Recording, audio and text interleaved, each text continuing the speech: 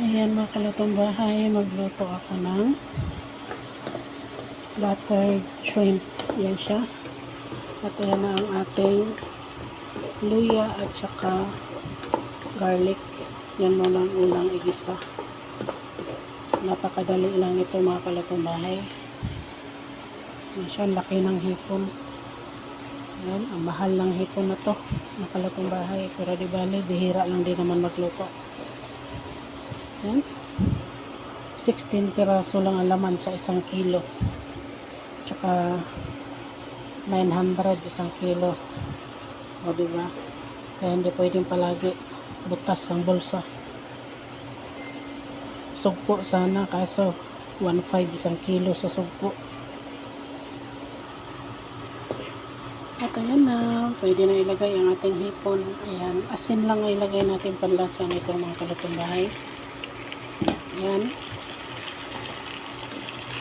Mix lang natin. At ayan na, takpan lang natin hanggang sa mapula yung kulay ng balat.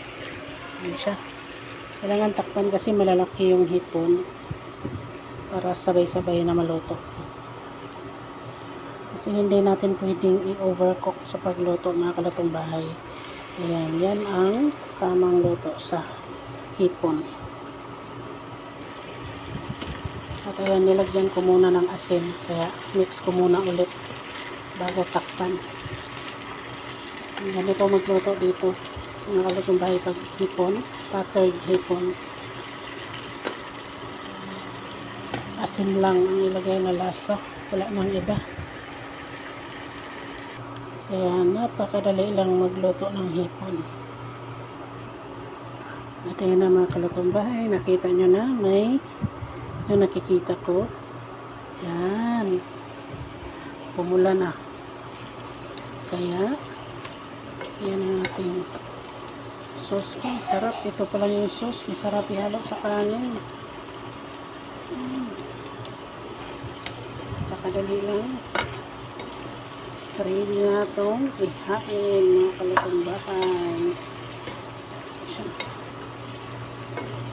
Sarap.